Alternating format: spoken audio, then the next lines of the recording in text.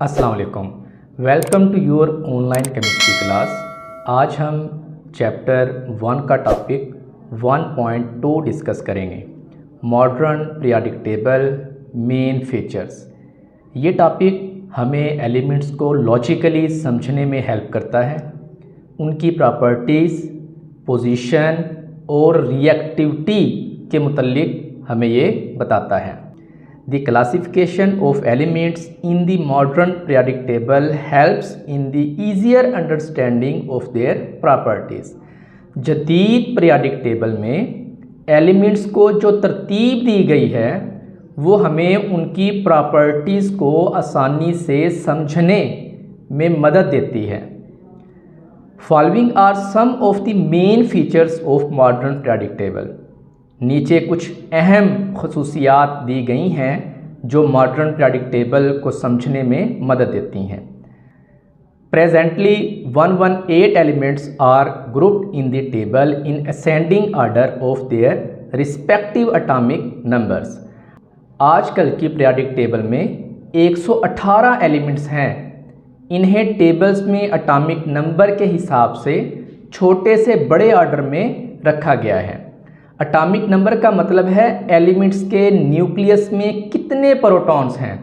For example मैं कहता हूँ हाइड्रोजन का एटॉमिक नंबर 1 है, उसमें 1 प्रोटॉन है। हीलियम का एटॉमिक नंबर 2 है, उसमें 2 प्रोटॉन हैं। लिथियम का 3 है तो इसका मतलब इसमें 3 प्रोटॉन है, और ऐसे ही 118 तक।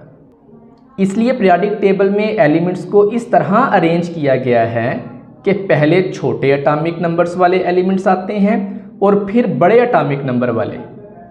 There are 7 horizontal rows called periods and 18 vertical columns called groups. Periodic table में 7 हॉरिजॉन्टल लाइंस होती हैं जिन्हें पीरियड्स कहते हैं। हॉरिजॉन्टल का मतलब होता है सीधी लकीर, लेफ्ट से राइट की जानब। जैसे यहाँ देखें, ये सीधी एक लकीर लेफ़्ट से राइट की जानब अगर आप मूव करें तो इसको आप हॉरिजॉन्टल रो इसको कहते हैं। जैसे पीरियड 1 में सिर्फ 2 एलिमेंट्स हैं, हाइड्रोजन और हीलियम। मैं आपको यहाँ दिखा भी देता हूँ। ये पीरियोडिक टेबल हाइड्रोजन और हीलियम, ये मॉडर्न पीरियोडिक टेबल का पहला पीरियड है। इसमें सिर्फ 2 ही एलिमेंट हैं, हाइड्रोजन और हीलियम। पीरियड 2 में lithium, beryllium, boron, carbon, nitrogen, oxygen, fluorine और नियोन तक के एलिमेंट्स हैं।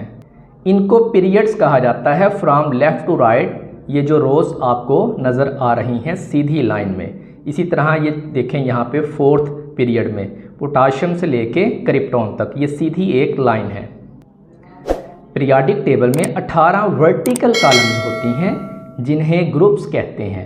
वर्टिकल का मतलब होता है सीधी लकीर ऊपर से नीचे की तरफ, ऊपर से नीचे की तरफ। जैसे यहाँ देखें, एक सीधी लकीर लगा लें ऐसे, ऊपर से नीचे की तरफ जो लाइन आएगी उसको आप वर्टिकल लाइन कहते हैं। इस तरह पीरियोडिक टेबल में टोटल 18 वर्टिकल कॉलम्स हैं ऊपर से नीचे की तरफ। जैसे ग्रुप 1 में सारे अल्कली मेटल्स हैं सिवाय हाइड्रोजन के।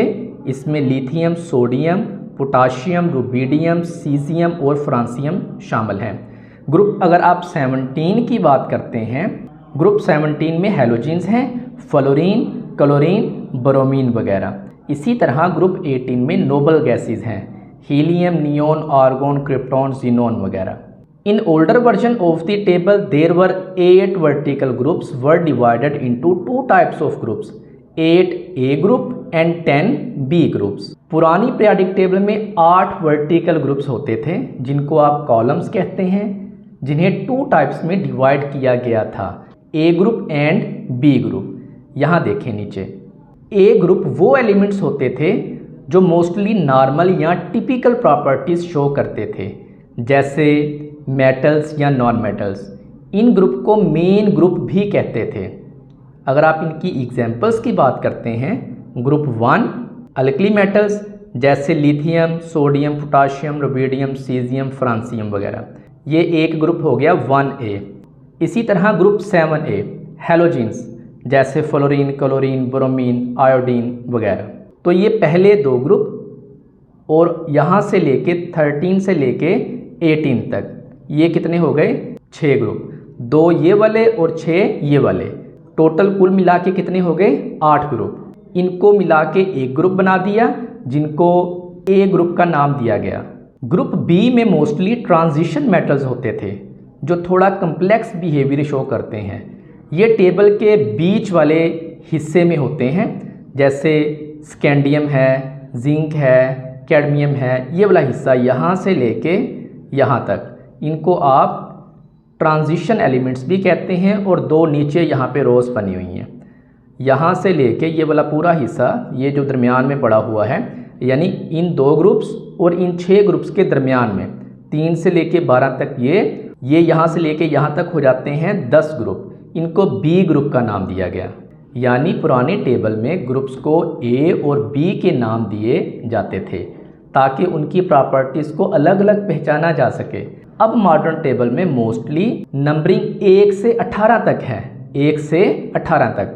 अब मॉडर्न पीरियोडिक टेबल में एलिमेंट्स को ए और बी ग्रुप में डिवाइड नहीं किया गया। इन the periodic table elements with in the same group exhibit similar chemical properties because they have the same number of valence electrons. Periodic table में एक ही group के एलिमेंट्स अक्सर मिलती जुलती केमिकल प्रॉपर्टीज शो करते हैं। इसकी रीज़न ये है कि इन सब के पास same number of valence electrons होते हैं। वैलेंस इलेक्ट्रॉन्स वो इलेक्ट्रॉन्स होते हैं जो एटम के बाहर वाले शेल, आउटर मोस्ट शेल में होते हैं। यही इलेक्ट्रॉन डिसाइड करते हैं कि एलिमेंट्स का केमिकल बिहेवियर कैसा होगा, जैसे वो बॉन्ड बनाएगा या नहीं। For example group 1 alkali metals, lithium, sodium, potassium. Lithium के वैलेंस शेल में 1 इलेक्ट्रॉन, सोडियम के वैलेंस शेल में 1 इलेक्ट्रॉन और पोटाशियम के वैलेंस शेल में भी 1 इलेक्ट्रॉन होता है। ये तीनों मेटल्स बहुत रिएक्टिव हैं और पानी के साथ रिएक्ट करके हाइड्रोजन गैस और बेस बनाती हैं।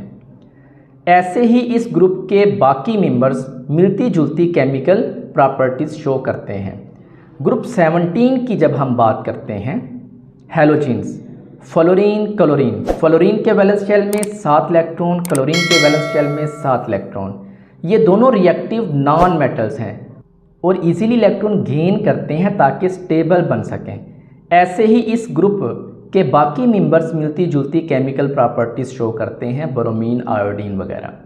However, they show a gradual change in physical properties from top to bottom in a group. लेकिन एक ही ग्रुप के एलिमेंट्स जब ऊपर से नीचे जाते हैं, टॉप टू बॉटम जाते हैं, तो उनकी फिजिकल प्रॉपर्टीज आहिस्ता आहिस्ता बदलती हैं। इसे ग्रेजुअल चेंज कहते हैं।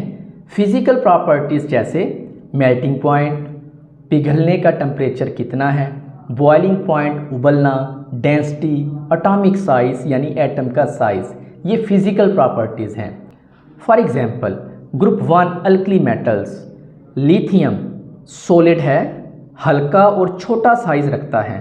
सोडियम लिथियम से थोड़ा सा भारी और सॉफ्ट होता है। पोटाशियम और ज़्यादा सॉफ्ट और लाइट होता है। नीचे जाते जाते मेटल ज़्यादा सॉफ्ट और कम डेंस हो जाती हैं, एटॉमिक साइज बढ़ता है।